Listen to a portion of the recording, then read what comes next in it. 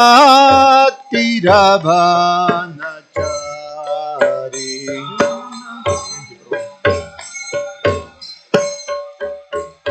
Jaya Radhamadava Kunja Bihari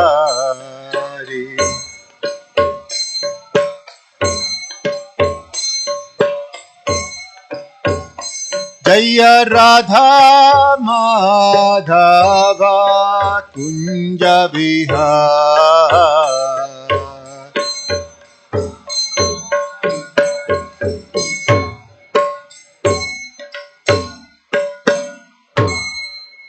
Jayam Vishnupad Paramahansa Parivrajaka Acharya Ashtotara Shatashimad His Divine Grace A.C. Bhaktivedanta Swami Srila Prabhupada Ki Ananta Koti Vaishnava Vrinda Ki Grantara Shimam Bhagavatam Ki Nitai Gaura Premanandi. Oh, glories to the assembled devotees. Oh, glories to the assembled devotees. Oh, glories to the assembled devotees.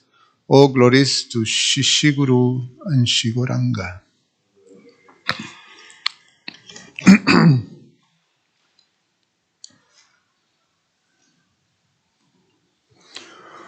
Om Namo Bhagavate Vasudevaya. Om Namo Bhagavate Vasudevaya. Om Namo Bhagavate Vasudevaya. We're reading from Srimad Bhagavatam, Canto 10, the Summon Bonum, Chapter 89, Krishna and Arjuna retrieve a Brahmana's son. And the text is number 58.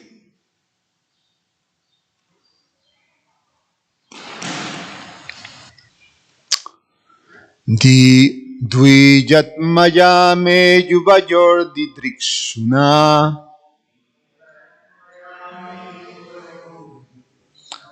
Mayo panita bubidharma guptaye Kalavatirnav avaner barashuram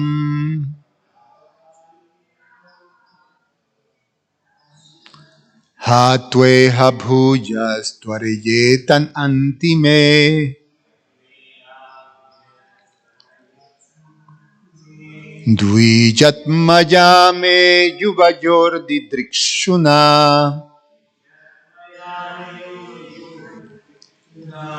Mayo panita bhuvidharma guptaye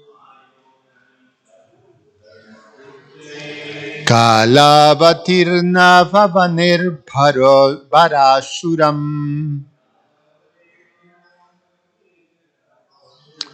Hatveha bhujas tvarayetan antime Dvijatmaya me yuvayor didrikshuna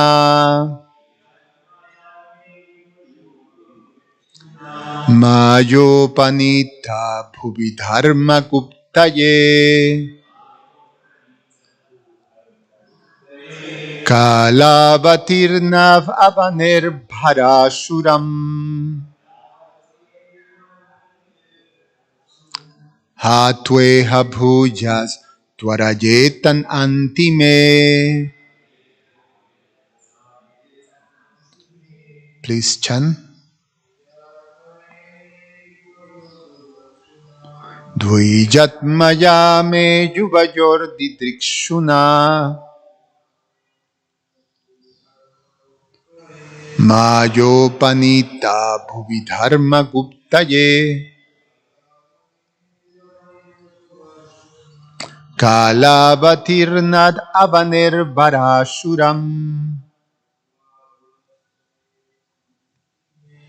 Bhantve bhujas tvarayetam atentime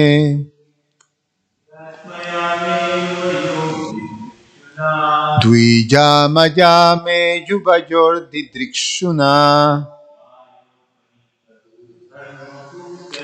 Mayopanitha Bhuvidharma Guptaye Kalabatirnav Abanir Bharashuram Hatveha Bhujas Twarayetan Antime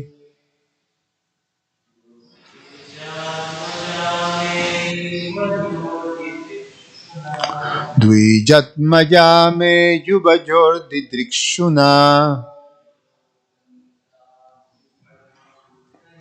Mayopanitha Bhuvidharma Guptaye Kalabatirnav Abanir Bharashuram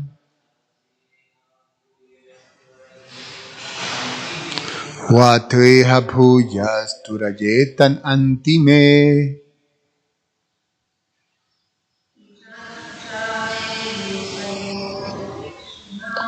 Dvijatmayame Yuvajor Didrikshuna Mayopanitha Bhuvidharma Guptaye Kalabatirnav Abanir Bharashuram Hatveha Bhujas Twarayetan Antime Dvija of the Brahmana Atmaja the sons Me my Yuvajo you too the Drikshuna who wanted to see Maya by me Upanitaha brought Bhubi on the earth Dharma of the principles of religion Guptaye for the protection Kala as my expansions Avar, Avatirnau descended Avane of the earth Para who are burdens Asuram the demons Hatwa after killing Iha here Bhuja again Twaraja quickly Itan come Anti to the proximity Me my translation and purport by the disciples of His Divine Grace A.C. Bhaktivedanta Swami Srila Prabhupada Ki Jai. Lord Mahavishnu said, I brought the Brahmana son here because I wanted to see the two of you, my expansions, who have descended to earth to save the principles of religion. As soon as you finish killing the demons who burden the earth, quickly come back here to me. Purport. As explained by Srila Vishwanath Chakravarti, the secret import of these words spoken for Arjuna's edification is as follows.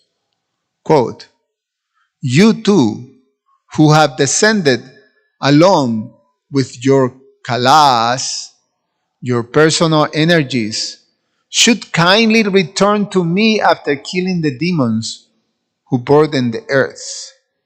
Please send these demons here to me for the sake of their liberation. End of quote.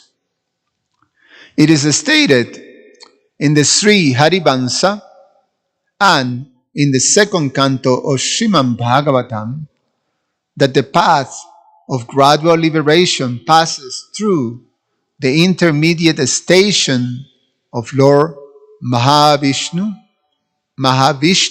abode outside the eighth shell of the universe. Om Agyana Timirandasya Gyananjana Shalakaya Chakshur Ummilitam Yenam Tasmai Sri Guruve Namaha.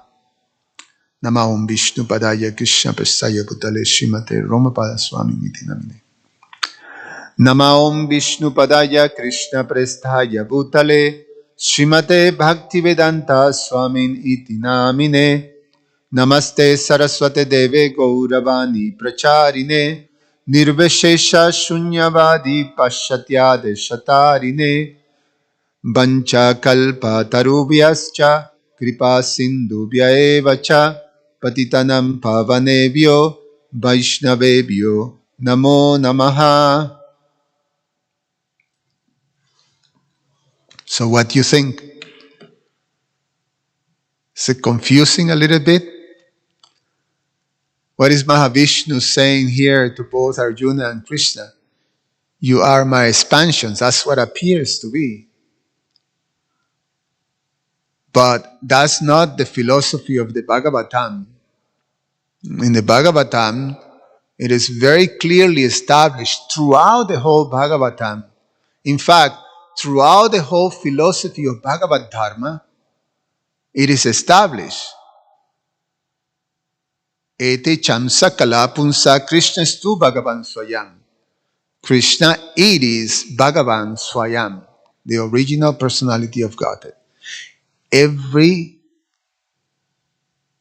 All of the expansions that have been narrated by Srila Sutta Goswami when he gave this verse, he says there are expansion or expansions of the expansions of Krishna, Swayam Bhagavan.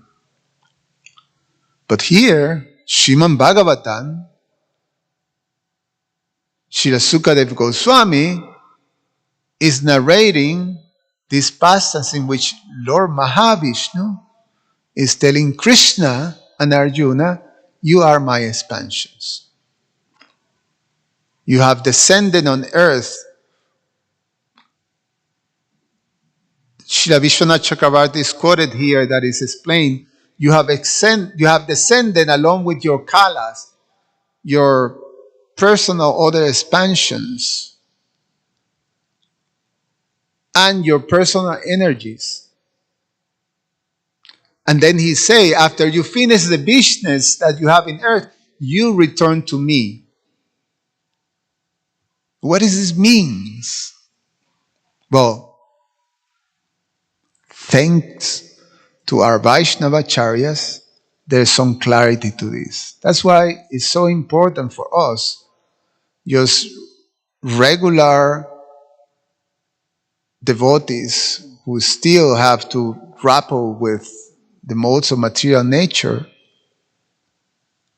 to follow the explanations and study very carefully the explanations and the clarifications that is given by our great Vaishnavacharyas. So here's the full commentary of Srila Vishwanath Chakravarti Thakur and Srila Jiva Goswami on this verse, which sort of clarifies, especially Srila Jiva Goswami, although Srila Jiva Goswami goes into analysis of the grammatical construction of this verse and explain what exactly means. Srila Vishwanath Chakravarti tells what is the purpose of the Lord in one sense. So listen carefully. Srila Vishwanath Chakravarti Thakur comments. You too have appeared as my parts. Please come quickly to me. Quote, end of quote. Then Srila Vishwanath Chakravarti said, he, Lord Mahavishnu, says this to bewilder Arjuna. Okay. He says this to bewilder Arjuna. Now, obviously, it's bewildering us.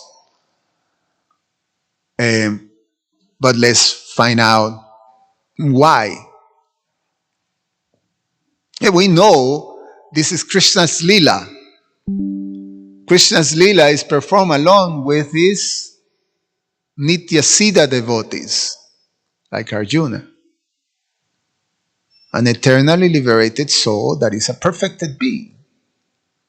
So there is no question for a Nitya Siddha to forget Krishna. But it happens. We discuss this over and over and over. It happens because they're playing a part in the passions of the Lord. So in reality, this is something to be the ones who are being bewildered here is the conditioned souls. Why? Well, let's see. Let's try to analyze that. I may not have the full answer. Sometimes it requires the Lord to help us take shelter of the Vaishnavacharyas, to fully understand the purpose of all these different presentations and angles. And sometimes it's expressed that Krishna, he have this crooked way of doing things. Explains that he's bent in three parts, like that, three bangalalitam. It's not straight. Sometimes he tested. Sometimes he tests. In fact, we hear throughout the Bhagavatam, every time a great devotee is offering prayers to the Lord, our Vaishnavacharyas reveal more of that exchange. And in general, that exchange have this element of the Lord testing the devotees. So the devotee may say, "Oh, my Lord, you're the supreme protector. So I fully surrender to you." And then he say, "Oh, why you would do that? I'm not able to protect you." So he tests. And the devotee say, "No, no, no, no, no. You are because da da da da da da da." They explain in depth. So that's something that happens over and over and over in the exchanges presented in the Bhagavatam between the devotees and the Lord. It's beautiful. Actually, it's very charming because the devotees understand and the Lord understand, but it brings out this sort of very loving conviction that the devotee have of the relationship that they have with the Lord. And they express it so beautiful, so full of feelings, and so eloquently. And the Lord becomes pleased and he usually says that he smiles or he, like that. So it's a very charming type of exchange that is revealed. So the Lord here is saying this thing to bewilder Arjuna. Let's continue here. So now Srila Vishwanath Chakravarti continue. The real meaning is, pay attention, the real meaning is, quote, you who have appeared with your Shaktis, again having killed the demons, the burden of the earth, make them quickly come to be situated near me. The verb, a dual imperative form, anti, is an indeclinable, meaning towards proximity. Let them come here and be liberated. So, Srila Jiva Goswami is going to analyze this verse. So, I'm particularly not a Sanskrit, person who understands. I don't understand Sanskrit, what to speak of the rules, the grammatical rules of Sanskrit. I know maybe some of you are, but definitely not me. But here Srila Jiva Goswami is going to explain. It's a little technical, so I did try to do a, a little research to analyze it and being able to understand it in a more simple way. But we get to that. Srila Vishwanath Chakravarti Thakur, still. This is understood because according to Harivansa, the Dham of Vishnu is attainable only by those who are liberated. In the second canto, also it is said, describing the gradual step of liberation, that liberation is achieved after piercing the 8 coverings of the universe. If we have time, I read to you the whole Harivansa take on the pastime, which is they have a little twist. Is a little different than the Srimad Bhagavatam pastime, but obviously have the principles very clearly put in place. The Harivansa is a narration of the glories of Krishna within the Mahabharata, in which Sukadev Goswami narrates the encounter or the questioning between King Janamayaya, which is the son of Maharaj Parikshit, that was crowned after Maharaj Parikshit was cursed, and his spiritual master, his priest, what was his name?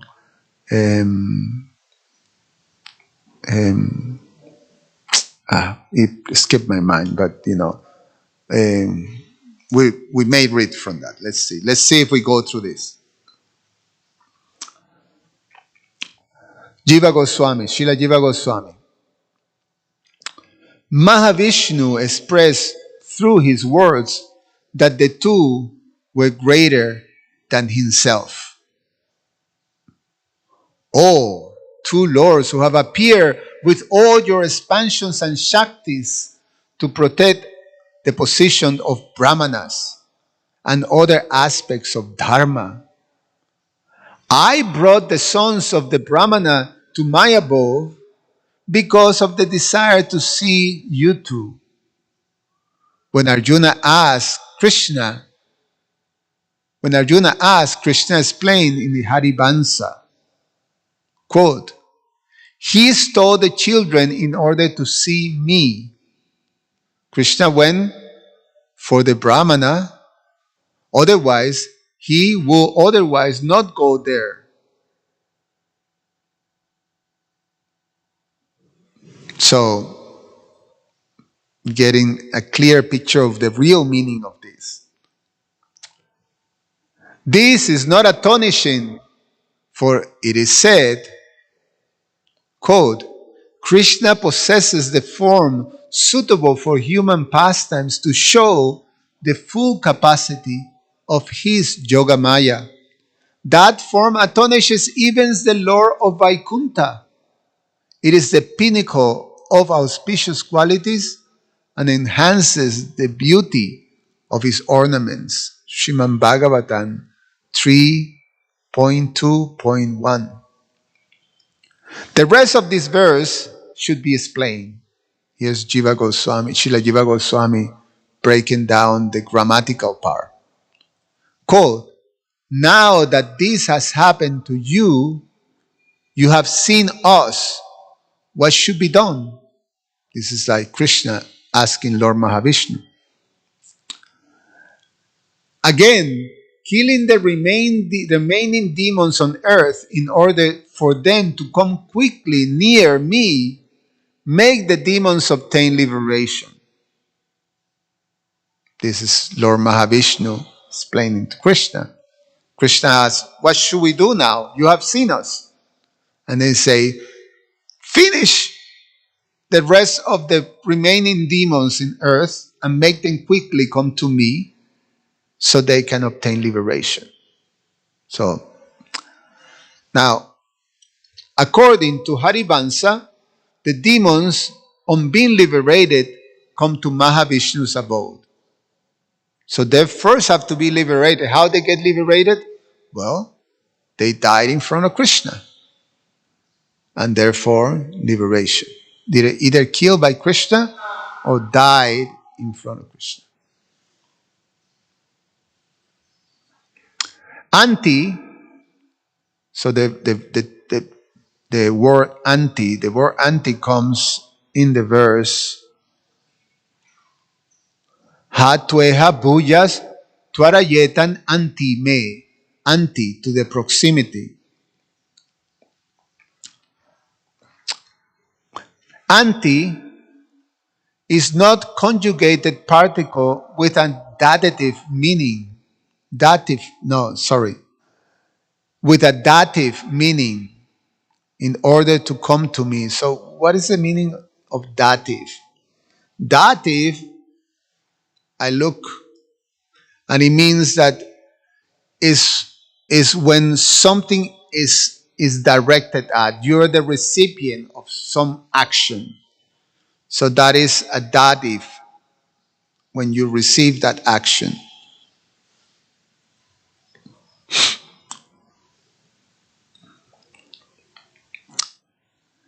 So in order to come to me, so he's gonna break that down. Kriya artha upapadasya chakarmanis tanina. The dative case is used to express a surpresses infinitive. So that is over my head. I don't know for you, but we're gonna break it down. An example of this is Edobhyo Brajati. He goes to bring fuel. Twarayetan is a causative form in potential mood. Having killed them, so Twariyetan, what was the meaning of Twariyetan? Twariyetan was quickly come. So Twariyetan is causative with potential mood. Having killed them, make them quickly come. This is like the example, make a glance, send it off. There are two birds and one object. The other meaning, you have appeared as my expansion. So this is the one that is confusing and bewildering, supposedly for bewildering Arjuna and definitely for bewildering us. The other meaning is you have appeared as my expansion, so quickly return is problematic. Srila Jiva Goswami says, so this other meaning is problematic since the word me occurs at a distance from Kalavarti now. If one takes the meaning as you should quickly come near me, it can also be explained that this is an eternal pastime of Swayam Bhagavan. You got the breakdown? That if we take it that is literally that Lord Mahavishnu is telling you come to me, that's problematic because of the construction, the grammatical construction of the verse in Sanskrit. But if indeed it does mean that if we take that as the meaning of the verse, then we can understand that there is a lila of the Lord. That is a lila. The Lord does that all the time. He puts shoes of his devotees. He drives the chariot of Arjuna. He appears to be subservient of the devotee. Or he appears to have a lesser position. He does that all the time on his lila.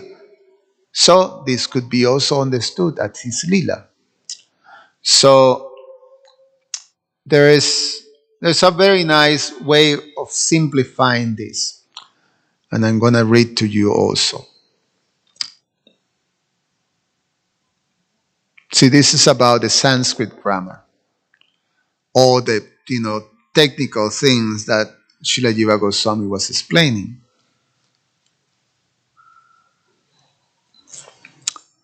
So here's a breakdown of what Srila Jiva Goswami was saying. The word anti means toward or near me, and is used to express that the demons should be brought near Mahavishnu after death. This is according to these two great acharyas. In grammar terms, it's in the dative case, which sometimes carries the sense of for the purpose of doing something. So that's what this dative mode means. Is a recipient for the purpose of carrying something. So in this case, send them near me really means send them to me for the purpose of being liberated. Twarayetam means cause them to come quickly. It's not just they come, it means make them come. Its causative verse, Krishna is being asked to cause the liberation. That's within this verse. That's all, the real meaning, the hidden meaning that is there, but it's the real purpose. And this is the wonderful thing that is revealed to us by the Vaishnavacharyas. So here's that.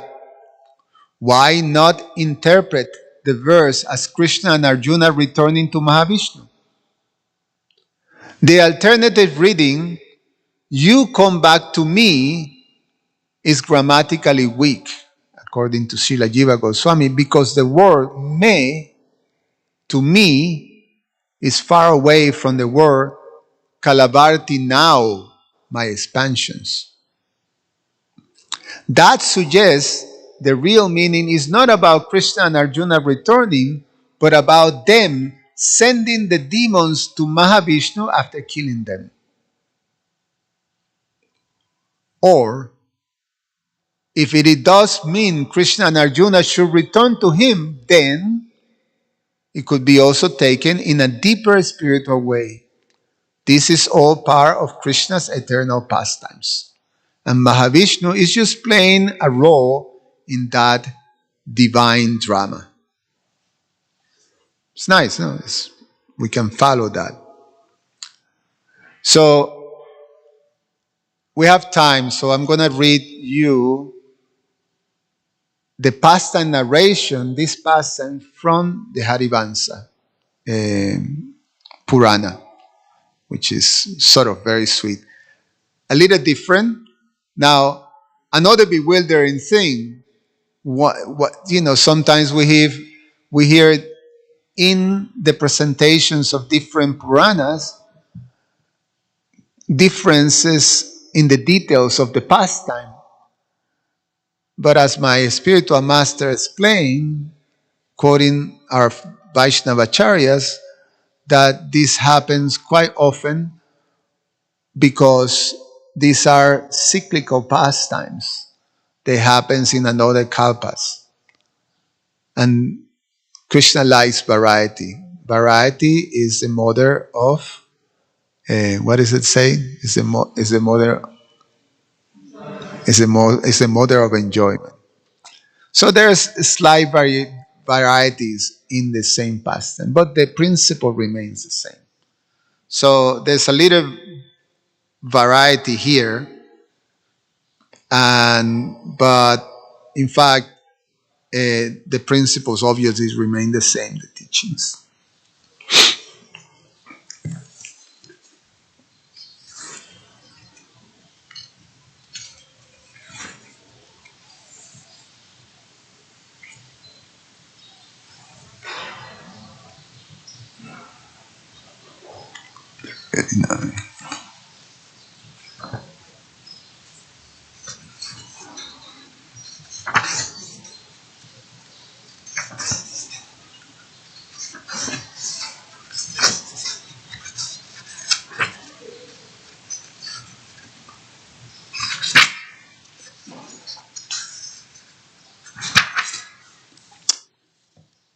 Okay, chapter 111. After arriving at Dwarka, Arjuna vows to protect a Brahmana's newborn child. I'm just going to read the translation, just go through. Janamayaya said, O mighty armed one, O best who are twice born, I would like to continue hearing the transcendental glories of the controller of the universe, Lord Krishna. I have not become satisfied even after hearing narrations of so many transcendental pastimes of the original Supreme Personality, Lord Krishna. Vyasampaya is the name of the great sage, said, Vyasampaya was a disciple of Vyasadeva that became the, the spiritual preceptor of Maharaj Janavijaya. Vyasampaya said, My dear king, it will not be possible to describe the full extent of the glories of Lord Govinda, even in hundreds of thousands of years. Still, please hear with attention as I continue my narration of his glories. O descendant of Kuru, I will narrate to you the glories of Lord Keshava, that Arjuna, the wielder of the celebrated Gadiva bow, have narrated to his elder brother Yudhisthira, having been ordered to do so by grandfather Bhishma, as he was lying on his bed of arrows. Arjuna said, Long ago, I went to the city of Dwarka to meet my friends and relatives. Upon my arrival, I was treated very respectfully by the members of the Bhoja, Brishni, and Andaka dynasties. And so, I stayed there for some time. One day, the Supreme Personality of Godhead, Lord Madhusudana, decided to perform a Soma sacrifice according to the rules and regulations prescribed in the scriptures. After Lord Krishna has been ritually seated to begin the fire sacrifice, an exalted Brahmana approached him and narrated his pitiful story. He said, "O my Lord, please save me." The Brahmana said, "My Lord, it is your duty to give protection to the citizens, and so please protect me. It is said that when a person protects someone, he receives 1/4 of the protected person's piety." Lord Vasudeva said, O best of those who are twice born, do not be afraid, for I will certainly protect you. May you obtain auspiciousness. Now tell me clearly what you are afraid of. Even if you face the most severe danger, rest assured that I will deliver you. The Brahmana said, O mighty armed Lord Krishna, whenever a child is born to me, he immediately dies. In this way, I've lost 3 sons. Now I'm expecting my 4th son, and so I have come here seeking your protection. My dear Lord Janardana, today my wife is again expected to deliver a child. So I beg that you do whatever is required to give him protection. Arjuna said, At that time, Lord Govinda spoke to me, My dear Partha, I have taken a vow to perform this sacrifice, but still it is my duty to give this Brahmana protection. After hearing this, I said, My dear Lord Krishna, if you allow me, then I will protect this Brahmana from all kinds of fear. Lord Janardana smiled while replying, Are you certain you can protect him? When I heard this, I felt embarrassed. Seeing that I was embarrassed, the Lord said, O best of the Kauravas, if you are confident that you can give him protection, then accept this responsibility. Accept mighty arm Balaram and powerful Pradumya, all the warriors of the Brishni and Andaka dynasty can accompany you to help you protect this Brahmana. Thereafter, while surrounded by the vast army of the Brishni dynasty, I departed with the Brahmana, determined to give him protection. Arjuna said, O best of the descendants of Bharat, soon thereafter we arrived at the Brahmana's village and began setting up camp. The Brishni soldiers then surrounded the village while I accompanied the Brahmana to his residence. As I entered the village, I saw birds spitting fire and deer painfully crying. In this way, from all directions, there were indications of impending disaster. The evening sky was the color of hibiscus flower, and the sun appeared dim. Meteors streaked across the skies, and the earth began to tremble. When the great warriors of the Brishni and Andaka dynasty, headed by Satyaki, saw these inauspicious omens that caused fear to enter the heart, so that the hairs of the body stood on end, they ordered the soldiers to be prepared for combat. The soldiers then mounted the decorated chariots and picked up their weapons. After midnight, the Brahmana approached us and spoke as follows with a voice that trembled with fear. My wife will soon deliver her child, and so remain alert to any danger that may approach. Soon thereafter, I heard the Brahmana within the delivering room crying out in great distress, Alas, the child is being taken away. Then I heard the crying of the child coming from the sky, but I could not see the demon that had kidnapped him. We released showers of arrows in the four directions, so that soon the entire sky became covered.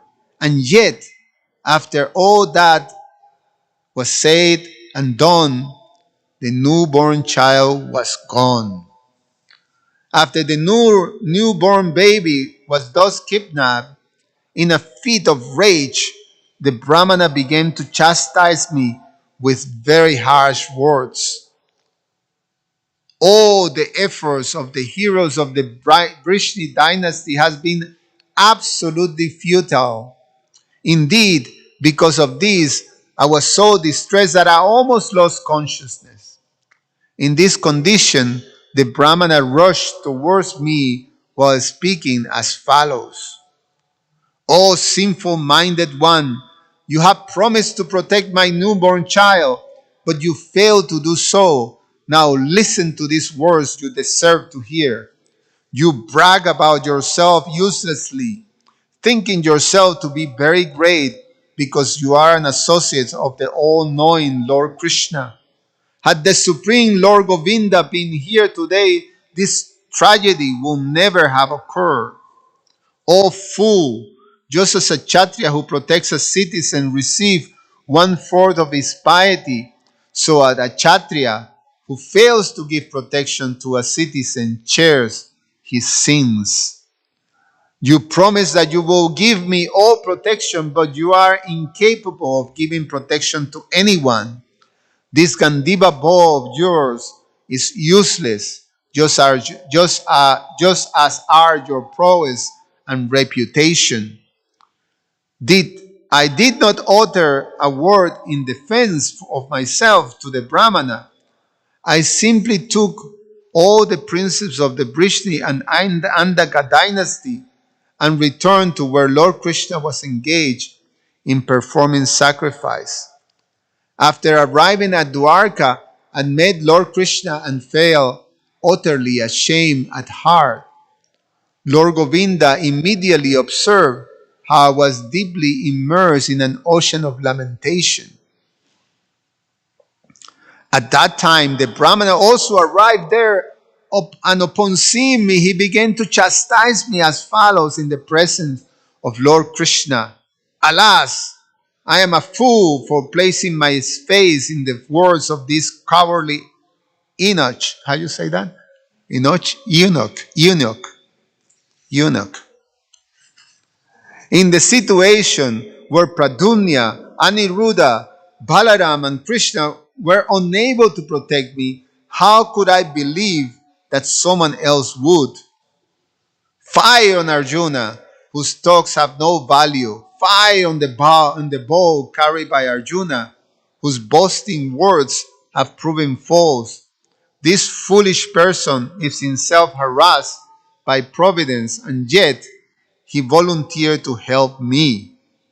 After hearing the pious Brahmana lament this way, Arjuna departed for the city of Samyamani, the capital of Jamaraj, with the help of his Vaishnavi mystic power.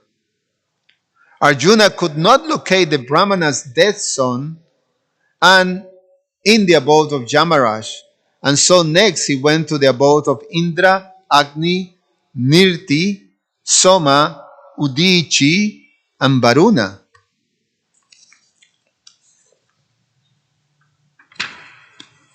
After visiting the abodes of the demigods, Arjuna traveled first to Rasatala and then to heavenly planets, searching for the Brahmana's son. Finally, he completed, being completely baffled in his attempt to recover the boy, Arjuna decided to end his life by entering fire. At that time, Lord Krishna and Pradyumna met him and persuaded him to desist from his determination. The Lord said, I will show you where the Brahmana boy is being kept. Do not consider yourself so helpless. In the future, the people of the world will glorify you. In this way, Madhava spoke to Arjuna with great affection just to console him. He also pacified the Brahmana and then instructed his charioteer as follows. O Daruka, prepare my chariot, which should be drawn by the 4 horses, Sugriva, Shaiva, Megapushpa, and Balahaka. When he was brought for him, Lord Krishna mounted his chariot, taking the Brahmana with him. Then he had me drive the chariot instead of Daruka. Thereafter, Lord Krishna, the Brahmana, and I departed towards the north, which is superintended by the moon god. Still have a little more time, 5 more minutes. Chapter 1:13. Arjuna said, thereafter we passed over mountains, hills, rivers, and forests, before finally arriving at the ocean where lies the abode of Varuna. At that time, the presiding deity of the ocean came and very respectfully greeted Lord Janardana, offering him Arghya. Then, with folded hand, he says, my dear Lord, how can I be of service? After accepting the offering of the presiding deity of the ocean, Lord Janardana said, O Lord of the water, kindly provide a path for my chariot to pass. With folded hands, the presiding deity of the ocean said to Lord Krishna, whose flag is decorated with the symbol of Garuda, O Lord, please do not make a path through my water, otherwise hereafter common people will use it for their own selfish purpose. My dear Lord Janardana, it was you who established me in the position of being unfathomable. If you make a path within me, my stature will be reduced. All the proud kings of the earth will take advantage of me, passing over me at their whim. O Govinda, please consider this and then do whatever you wish. Lord Vasudeva said, my dear ocean, please honor my request just for the sake of this Brahmana. I assure you that after this, no one will be able to cross over you.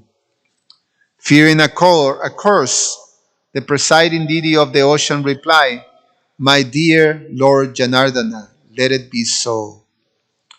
O Krishna, O Keshava, I have made a path so that your chariot alone with its driver and flag can safely proceed."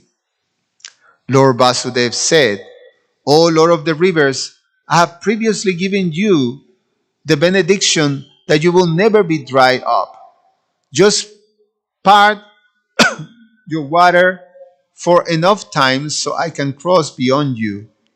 Rest assured that human beings will not be able to discover the great treasure of jewels hidden within you." Arjuna continued. The ocean consented, saying, "So be it." Thereafter, we followed the path offered by the ocean. It traversed the ocean bed and shone brightly due to the reflection of light from innumerable jewels.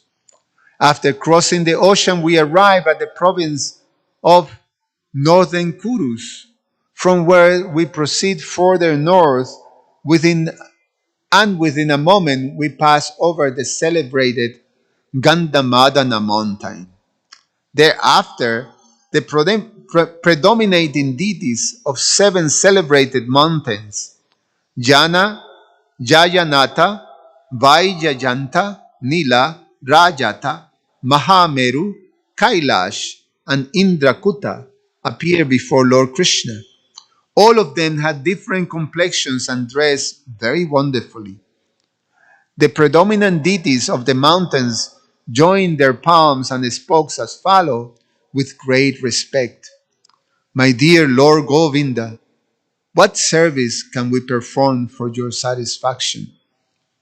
Lord Madhusudana happily accepted their sentiments. As the predominating deities of the mountains humbly stood before him, Lord Rishikesh said, "My dear mountains, I simply desire that you provide me a path so I can continue my journey without impediments."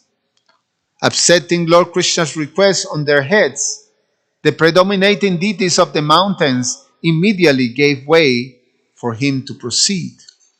Very quickly, we left the mountains behind.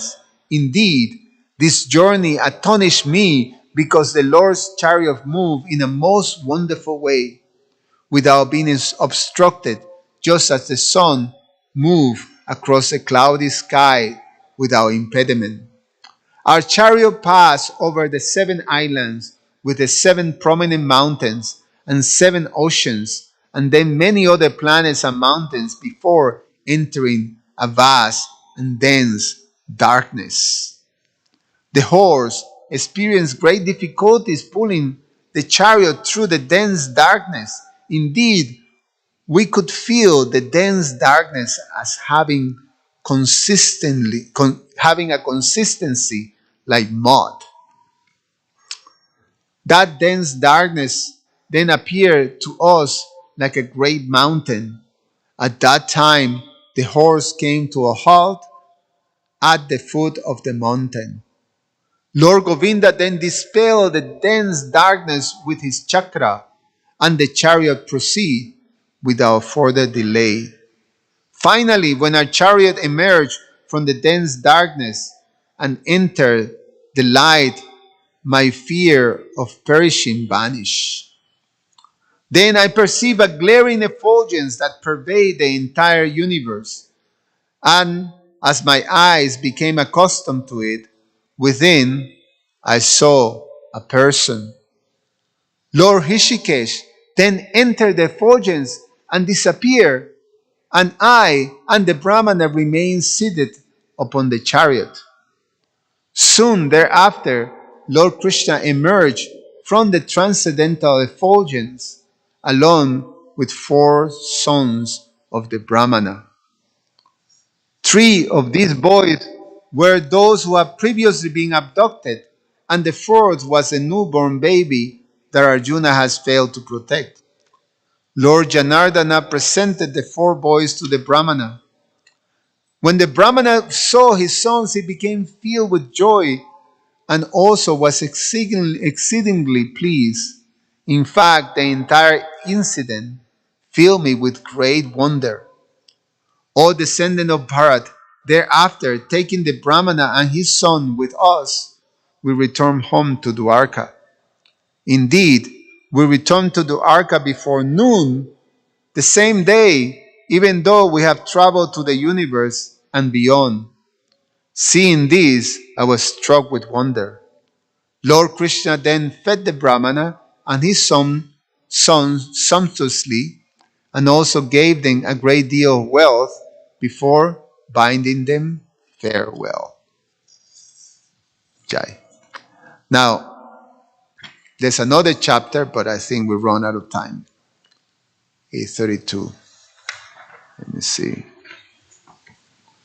And this is very interesting. This is one of the things that has been quoted in the purpose, which is Arjuna asked Krishna, what happened when you entered that light? So then Lord Krishna reveals his glories to Arjuna.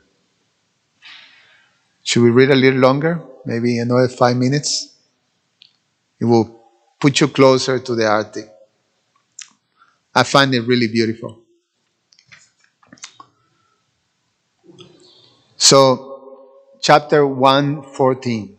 Arjuna said, thereafter Lord Krishna fed 100 additional brahmanas that were as pious as great sages.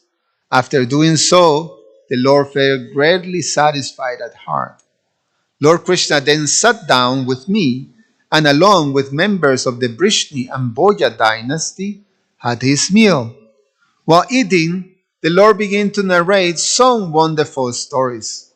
At the end of his narration, I went near him and inquired as follows about all the wonderful things that we had encountered on our journey to beyond the universe.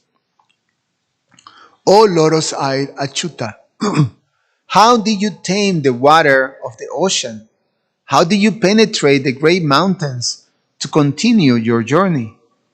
How did you dispense the dense darkness with your chakra? How did you enter the blinding transcendental effulgence? My dear Lord, why did that effulgence personally abduct the Brahmana's son? How were able to traverse such a vast distance in such a short time? My dear Lord Keshava, how was it possible for us to travel beyond the coverings of the universe and then return home in such a short time? Please explain all this to me in detail. Lord Vasudeva said, my dear Arjuna, the effulgent personality that abducted the Brahmana's son did so just to see me. He knew that for the sake of a Brahmana, I would do anything. O foremost descendants of Bharat, in truth, the transcendental effulgent personality that you saw was my expansion.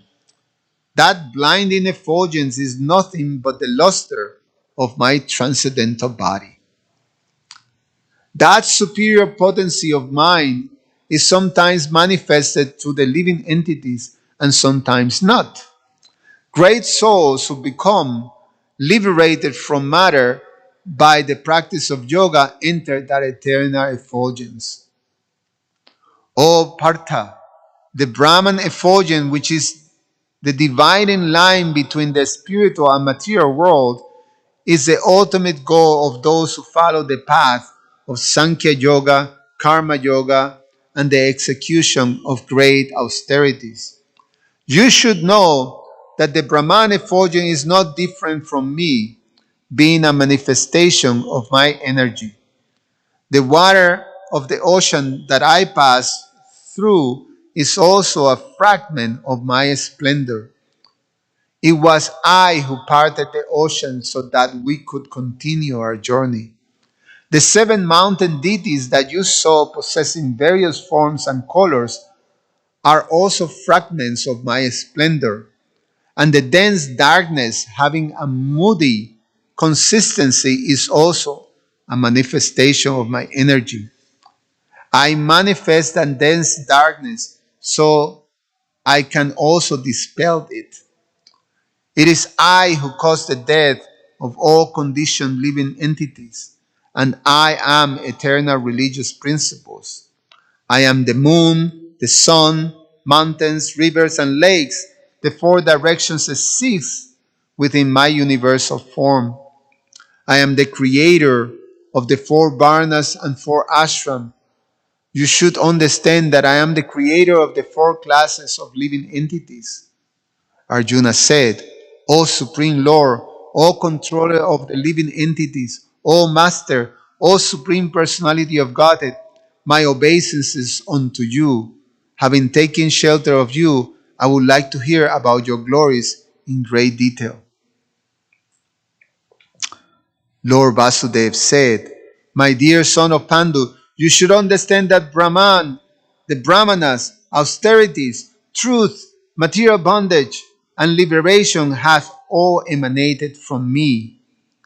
O mighty arm Arjuna, I am dear to you, and you are dear to me. Therefore, I'm disclosing this confidential truth to you.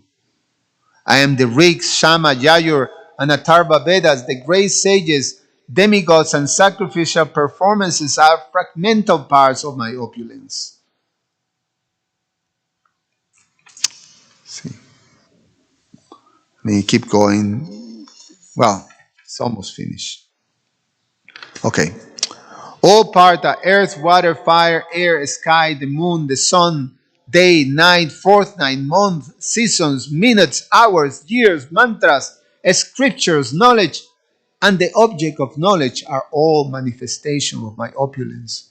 O son of Kunti, I am the original cause of the creation and annihilation of the universe, spirit, matter, and their combinations, as well as whatever else that exists, are fragmental parts of my splendors. Arjuna said to Yudhishthira, O king, after listening to Lord Krishna's speech, my mind has been completely attached to him. I have thus seen Lord Keshava's glories directly and hear about them from the Lord himself. It is a fact that Lord Janardana is more glorious than anything else one can possibly experience. Vyasampayana said, O Janameyaya, after hearing all this from Arjuna, the pious King Yudhishthira worshipped the Supreme Personality of Godhead, Lord Govinda, with unswearing devotion. King Yudhishthira, along with his four brothers and all the other assembled kings, were filled with wonder after hearing the transcendental glories of Lord Krishna from Arjuna. Jai. So, it's a little late. We can finish here, unless you really want to ask a question or share a comment.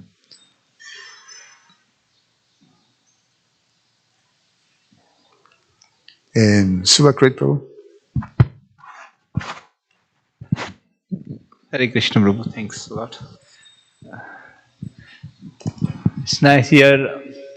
Krishna is coming to the help of Arjuna and is protecting the children, Brahmana's children. He's reviving them back to life. So another, that's Kunti Maharani. She was put in so much difficulty in young age. Durvasa Muni she had to serve, and Durvasa Muni was not easily pleased.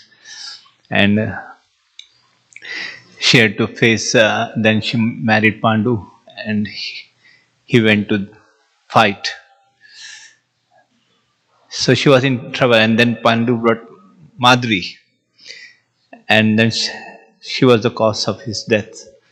So in young she died, and then she had to go all the circumstances of, but take care of Pandus and go to the forest for exile for many years. So, but her prayers are, she's not praying for herself, she's praying for the Pandus, that how Krishna saved them from the poisonous cakes, forest fire and exile in many ways in Draupadi. But it's surprising that it's Krishna is Adoksha Jasya praise. So one place where Krishna is protecting Parikshit Maharaj, and the other side the sons of Pandus, sons of the Pandavas, the Yudhishthira, Draupadi's children, they were killed, but Krishna is not protecting them. And in the womb of Uttara, Parikshit is saved like that. So it's some place Krishna is Passions protecting of and some Krishna. not protecting. Yeah. So That's why we need, the Vaishnavacharyas to explain. The Krishna it's all orchestrated. So that's the part that we always understand. That everything that happens is orchestrated by the Lord with a particular purpose, and the purpose is Paritranaya Sadhanam Vinashaya Chaduskritan, to establish the principles of religion and to give pleasure to the devotees. These pastimes are so wonderful that not only are very attractive, but in fact, the whole purpose of hearing about Krishna is the most powerful means that we have to actually becoming a Krishna conscious. Conditioned souls to become liberated.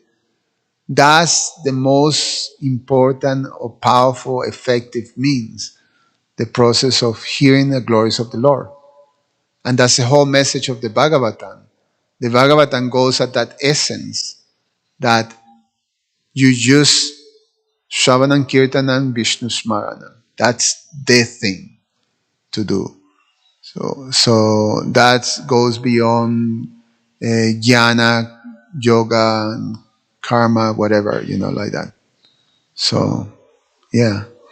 So it's quite amazing just to listen, to have this opportunity to daily listen to the glories of the Lord like that. So we can be very grateful. I'm going to stop here because the article is just going to start. Grantara Shiman Bhagavatam Ki Jai. Thank you, everybody.